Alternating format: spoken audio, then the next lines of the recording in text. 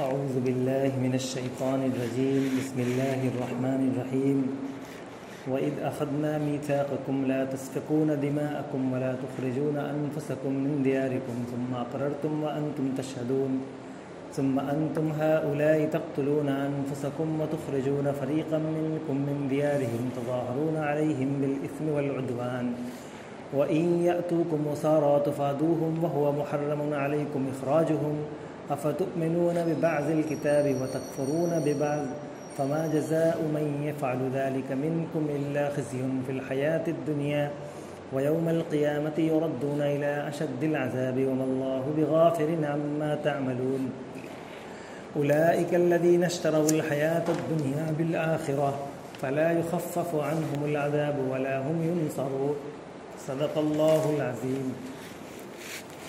پھر ذرا یاد کرو، ہم نے تم سے مضبوط عہد لیا تھا کہ آپس میں ایک دوسرے کا خون نہ بہانا اور نہ ایک دوسرے کو گھر سے بے گھر کرنا۔ تم نے اس کا اقرار کیا تھا، تم خود اس پر گواہ ہو، مگر آج وہی تم ہو کہ اپنے بھائی بندوں کو قتل کرتے ہو، اپنی برادری کے کچھ لوگوں کو بے خانما کر دیتے ہو، ظلم و زیادتی کے ساتھ ان کے خلاف جتھے بندیاں کرتے ہو، اور جب وہ لڑائی میں پکڑے ہوئے تمہارے پاس آتے ہیں تو ان کی رہائی کے لیے فدیے کا لین دین کرتے ہو، حالانکہ انہیں ان کے گھروں سے نکالنا ہی سرے سے تم پر حرام تھا۔ تو کیا تم کتاب کے ایک حصے پر ایمان لاتے ہو اور دوسرے حصے کے ساتھ کفر کرتے ہو؟ پھر تم میں سے جو لوگ ایسا کریں ان کی سزا اس کے سوا اور کیا ہے کہ دنیا کی زندگی میں ذلیل و خوار ہو کر رہیں اور آخرت میں شدید ترین عذاب کی طرف پھیر دیے جائیں۔ اللہ ان حرکات سے بے خبر نہیں ہے جو تم کر رہے ہو۔ یہ وہ لوگ ہیں جنہوں نے آخرت بیچ کر دنیا کی زندگی خرید لی ہے، لہٰذا نہ ان کی سزا میں کوئی تخفیف ہوگی اور نہ انہیں کوئی مدد پہنچ سکے گی۔ یہ بنی اسرائیل کے حوالے سے تفصیل سے بات چلی آ رہی ہے پیچھے ہی میں ایک بیلاگ اللہ تبارک تعالیٰ کا جو قانون بیان کیا گیا، قانون جزا و سزا، اسی کی وضاحت ہے، اسی کی گویا کہ دلیل کے طور پہ، استشہاد کے طور پہ کچھ باتیں بیان کی جا رہی ہیں۔ اللہ تبارک تعالیٰ کے قانون جزا و سزا میں یہ بات آئی کہ کوئی بھی انسان کسی بھی جماعت کے صف میں کھڑے ہو جانے سے، چاہے وہ مسلمان ہو، مسلمان کے صف میں کھڑے ہو جائیں، یہودی کے صف میں، یا نصرانی، مجوسی اور صائبین کے صف میں کھڑے ہو جائیں، تو کسی جماعت کے، کسی قوم کے صف میں کھڑے ہو جانے سے اس کی نجات ممکن نہیں ہے کہ صرف اس کی نجات اس بنیاد پر ہو جائے، بلکہ اللہ تبارک و تعالیٰ کے یہاں جو قانون جزا و سزا ہے وہ یہ ہے کہ وہ لوگ تمام تقاضوں پر ایمان لاتے ہوں اور پھر عمل صالح کرتے ہوں، تو اس کے لیے اللہ تبارک و تعالیٰ کے یہاں کامیابی ہے۔ یہ گویا اللہ تبارک تعالیٰ کا یہ قانون جزا و سزا ہے، یہ بیلاگ ہے، اس میں کسی طرح کی کوئی بات نہیں۔ یہودیوں کے یہاں اور ہر قوم میں یہ بدگمانی پیدا ہو جاتی ہے کہ ہم چونکہ فلاں جماعت میں ہیں، فلاں قوم سے متعلق ہیں، تو اسی لیے ہمارے لیے تو آج نہ کل معافی ہی ہے، اور اگر کبھی ہمارے کسی گناہوں پر گرفت ہوگی تو وہ چند دن کی لیے ہوگی، کیونکہ ہم تو کلمہ طیبہ پڑھنے والے ہیں، یا ہم فلاں بڑے خاندان سے تعلق رکھتے ہیں، ہم یہودی ہیں وغیرہ۔ مسلمانوں کا بھی یہ نظریہ ہے۔ تو ان تمام باتوں کی تردید کرتے ہوئے خاص طور پہ یہودیوں کے حوالے سے یہاں بات کہی جا رہی ہے، اور یہودیوں کے حوالے بیان کرنے کا اصل مقصد ہوتا ہے مسلمان جو قوم اس وقت کتاب کے حاملین ہیں ان کو سمجھانا، ان کو پرانی باتوں سے یاد دلا کر کے، پرانی باتوں کو یاد دلا کر کے ان کو عبرت اور نصیحت حاصل کرنے کی طرف متوجہ کرنا۔ اسی تمہید میں، اسی قانون جزا و سزا کے ذیل میں یہاں پر ایک بات یہ آئی کہ جب اللہ تبارک و تعالیٰ کسی قوم کو کتاب دیتا ہے، کسی قوم کو شہادت حق کی ذمہ داری دیتا ہے، تو اس کو بہت ساری چیزوں کی ایسے بھی پابندی کرنی پڑتی ہے۔ مثال کے طور پہ جو قوم ایک مجموعی طور پہ شہادت حق کے لیے ہے، تو اس کے لیے یہ ہرگز بھی اس کی گنجائش نہیں ہے کہ وہ آپس میں ہی خون ریزی کریں، اور بلکہ یہ دوسروں کے لیے نمونہ بنے، نہ یہ کہ یہ خود خون ریزی کر کے، اور صرف محض یہ خون ریزی کا مقصد کوئی دین نہیں ہے، یا کوئی توریت کا غلبہ یا کتاب اللہ کا یا دین الہی کا غلبہ مقصود نہیں ہے، بلکہ صرف اور صرف مال و متاع کا حصول۔ یہ اس مقصد کے تحت، اور وہ بھی ایسی قوم جس کو شہادت حق کی ذمہ داری دی گئی۔ اصل میں ان کے بارے میں یہودیوں کے جو یہ دعویٰ تھا کہ ہم اللہ کے خاص بندے ہیں، اور ہمیں آگ چھوئے گی بھی نہیں، اگر کچھ سزا بھی ہوئی تو بہت معمولی مدت کے لیے ہوگی۔ اس پر بات یہ بتائی جا رہی ہے کہ ہم نے تم سے بہت سارے معاہدے کیے، عہد کیے، اور تم نے ان تمام کی خلاف ورزی کی۔ ان میں سے ایک یہ بہت سارے عہد و پیمان ہیں، ان میں سے ایک یہ ہے کہ تم سے کہا گیا تھا، تم سے یہ عہد لیا گیا تھا کہ تم دنیا کے لیے نمونہ بنو۔ تم کو اس لیے قرآن دیا گیا، کتاب دی گئی کہ تاکہ تم دنیا کے سامنے نمونہ ہو۔ دنیا جس طرح کرتی ہے اپنے مال و دولت کے حصول کے لیے، اس طرح تم نہیں کرو گے۔ تم کو ایک الگ معیار کا ہونا چاہیے تاکہ تمہیں دیکھ کر کے لوگ نصیحت حاصل کریں۔ لیکن ان سے ماقبل کے یہودیوں نے کیا کیا کہ ان کے اپنے ہی قبائل میں، چونکہ آپس میں تو کوئی اختلاف تھا نہیں، قبائل میں چھوٹے موٹے جو کسی بنیاد پر ہو جاتے ہیں جھگڑے، وہ ایک الگ چیز ہے، اس میں تو کہیں بھی ممانعت نہیں ہوتی، لیکن کوئی بنیادی اختلاف نہیں تھا۔ لیکن ان لوگوں نے اختلاف خود آپس میں بنیادی اختلاف کو پیدا کیا، مرکزی اختلاف کو پیدا کیا۔ وہ کیسے؟ وہ اس طرح کہ جو ان کے یہودیوں کے کچھ قبائل، مختلف قبائل ہیں، جبکہ وہ محض یہ اختلاف صرف قبائلی اختلاف ہے، لیکن انہوں نے کیا کیا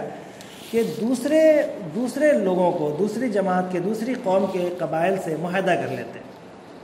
اور ان کو اپنا حلیف بنا لیتے، اور حلیف کا اصول یہ ہوتا کہ اگر ہمارے حلیف پر کوئی بھی حملہ کرے یا کسی کا اس سے کوئی جھگڑا ہو جائے، جنگ ہو جائے، چاہے وہ ہمارے ہی قبیلے کا کیوں نہ ہو، چاہے وہ توریت کے ماننے والے کیوں نہ ہو، اگر ان سے اختلاف ہوتا ہے تو ہم اپنے حلیف کا ساتھ دیں گے جو کہ غیر توریتی ہے، غیر توریت کو ماننے والے نہیں ہیں۔ اب ظاہر ہے کہ اس میں کیا ہوتا کہ کبھی کبھی کسی یہودی قبیلے کا کسی غیر یہودی قبیلے سے جنگ ہو جاتی، تو اب اس کو دوسرے یہودی قبیلے کو اپنے ہی یہودی قبیلوں سے جنگ کرنے کا گویا موقع مل جاتا۔ اب پھر جب جنگ کرتے یہ لوگ تو ان کو قتل و قتال بھی کرتے، ان کو گھروں سے نکالتے بھی، اور اچانک ان کو چونکہ اپنا مذہبی جو ڈھونگ رچے ہوئے تھے اس کو ڈھونگ کو بھی چھپانا تھا، اور لوگوں کے سامنے اپنے ہی لوگوں کو گرفتار کر کے یا اپنے لوگوں کا قتل و قتال کے بعد گرفتاریاں کر کے وہ کہتے تھے کہ نہیں، ہماری توریت میں یہ کہا گیا ہے کہ فدیہ لے کر چھوڑنے کا، چونکہ ان کا منشا یہ ہوتا تھا کہ اب ہمیں ان کو خود ہمارے ہی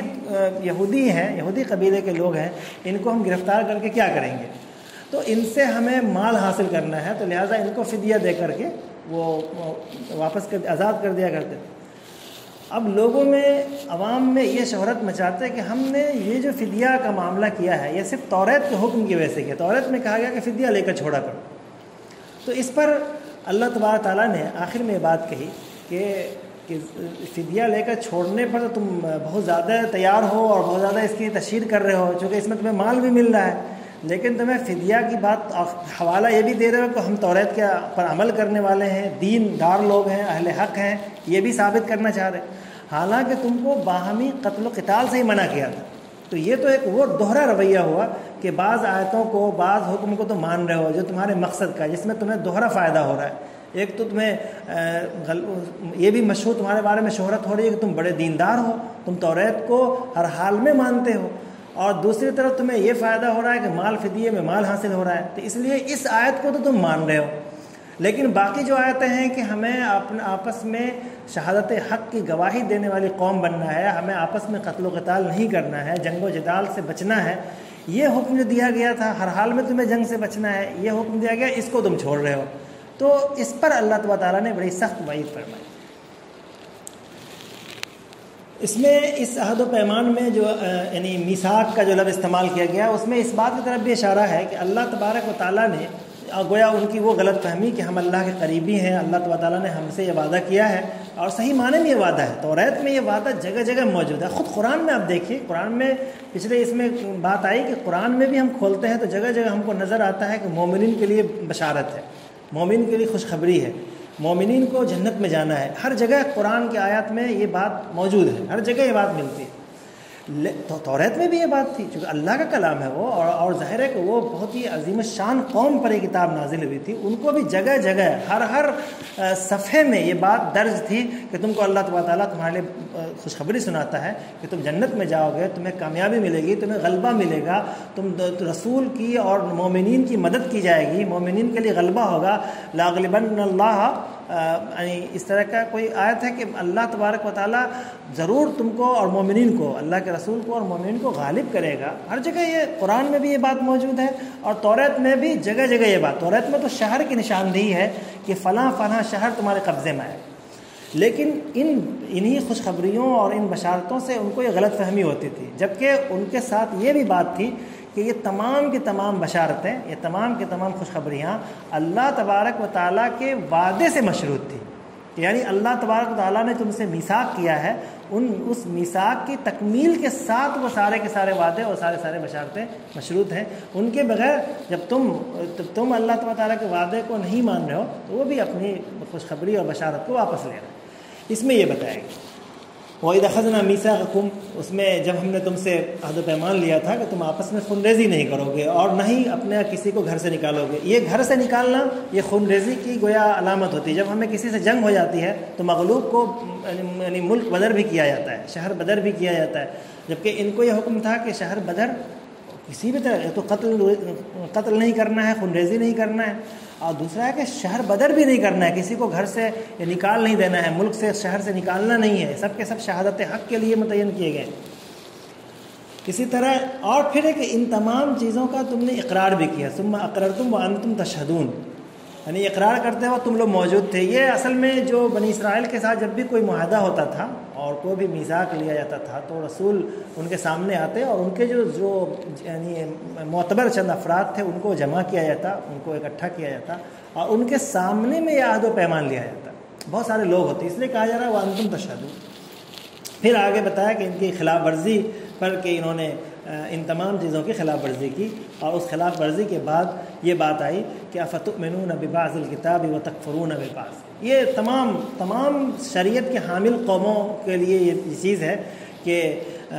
تمام لوگ جب بھی ان کو مغلوب ہونے کی علامت یہ ہوتی ہے کہ وہ بعض آیتوں کو چھوڑتے ہیں، بعض آیتوں کو پکڑتے ہیں، جہاں ان کے منشے کی چیز ہوتی ہے، جہاں ان کا مطلب پورا ہوتا ہے، جہاں ان کو مالی فائدہ حاصل ہوتا ہے، مالی بھی فائدہ ہو اور ساتھ ساتھ یہ بھی ہو کہ ان کی دینی شہرت اور دینی ڈھونس بھی لوگوں کے سامنے قائم رہے، دینی جذبہ، دینی جو ان کی تصویر ہے وہ بھی لوگوں کے سامنے باقی رہے اور مال و دولت بھی حاصل ہو. تو یہ اس طریقہ تمام قوموں نے اختیار کیا ہے اور اللہ تبارک تعالیٰ نے ان کے اس طرز عمل پر بہت سنگین سزا کی بات کہی ہے. ہم جب یہ بات تو بہرحال قرآن میں جو آیات ہیں یہ تو بنی اسرائیل کے نام سے ہے، بنی اسرائیل کے حوالے سے ہے، لیکن جو بنی اسماعیل کے حوالے سے بات کریں گے اور پھر بنو اسماعیل کے واسطے جو مسلمان ہیں پوری انسانیت، پوری دنیا میں جو قرآن کے حاملین ہیں ان کے لیے بھی یہ بات قابل توجہ ہے. اور ظاہر سی بات ہے یہ اس کتاب میں صرف بنی اسرائیل کی کہانی بیان نہیں کی گئی ہے. یہ نہیں بتایا گیا کہ یہودیوں پر تم لعنت بھیجو اس لیے کہ یہودی کی کہانی سنا کر کے تم کو یہودیوں سے بدظن نہیں کیا جا رہا، بلکہ تم کو اس میں عبرت حاصل کرنے کے لیے مسلمانوں کو یہ کہانیاں، یہ قصے سنائے جاتے ہیں تاکہ مسلمان ان چیزوں سے عبرت حاصل کریں. فرمایا فما جزاء من يفعل ذلك منكم الا خزي في الحیات الدنیا. یہ جو آدھا تیتر آدھا بٹیر کرتے ہیں لوگ اور بٹوارا اپنے مقصد میں جو آیت ہیں، اپنے مقصد کا جو حکم ہے ان کو تو فوراً پکڑ لیا اور ان کو خوب ہنگامہ کیا کہ ہم تو اس پہ عمل کرتے ہیں، دیکھو ہم کتنے دیندار ہیں. اور جہاں آپ کچھ اپنی قربانی دینے کی بات آتی ہے، جذبات کی قربانی اور اسی مال و دولت کی قربانی، وہاں ان آیتوں یا تو تعبیر کر جاتے ہیں یا کوئی نہ کوئی اپنی موشگافیہ، کلامی موشگافیہ کر کے اس آیت کو پیچھے کر دیتے ہیں. فرمایا کہ ایسے لوگوں کے لیے سزا یہ ہے کہ دنیا کے اندر دنیاوی زندگی میں بحیثیت قوم ان کو رسوا کر دیا جاتا ہے. الا خزی فی الحیات الدنیا، کہ جو قوم اس طرز عمل کو اختیار کر لیتی ہے اللہ تبارک تعالیٰ دنیاوی زندگی میں ان کے لیے رسوائی متعین کر دیتا ہے. اور وہ رسوائی کا طریقہ آپ جانتے ہیں قرآن مجید کے حوالے سے کہ رسوائی کا ایک طریقہ یہ ہوتا ہے کہ خود بنی اسرائیل ہی کے حوالے سے بات آئی کہ وہ باسنا علیہم عباد لنا اولی باس شدید، کہ جو جنگجو لوگ ہوتے ہیں سخت قسم کے، جن کے اندر ذرا سا بھی رحم نہیں ہوتا، ذرہ برابر بھی رحم کا مادہ نہیں ہوتا، ایسے لوگوں کو اس طرح کے قوم پر مسلط کر دیا جاتا ہے. اور پھر ظاہر وہ ہر طرح سے ان کی تذلیل کرتے ہیں. یذبحون ابناءہم، یعنی ان کے ضمیر پر حملہ کرنے کے لیے، ان کو ضمیر کو جھنجھوڑنے کے لیے ان کے سامنے میں ان کے بیٹوں اور ان کے مذکر اولاد کو قتل کرتے ہیں. اور ان کی غیرت کو للکارنے کے لیے یستحیون نساءہم، ان کی عورتوں کو زندہ رکھتے ہیں تاکہ ان کی بیٹیوں کو، ان کے بہنوں کو، ان کے اس طرح کی عورتوں کو وہ ان کی غیرت کو للکارنے کے لیے ان کے سامنے رکھتے ہیں اور اپنے پاس لے جاتے ہیں۔ یہ ذلت اور دنیاوی زندگی میں ان کی تذلیل کی جاتی ہے۔ اور یوم القیامت یردون الی اشد العذاب، اور آخرت قیامت کے دن ان کو سخت عذاب کی طرف لے جایا جائے گا۔ آخری آیت میں بات یہ بتائی گئی کہ دیکھیے کہ یہ لوگ جو کیا ہوا، اس میں غلطی کہاں پر ہے؟ غلطی صرف اور صرف اس وجہ سے ہے کہ دنیاوی زندگی کو معمولی، یعنی دنیا کو خرید لیا ہے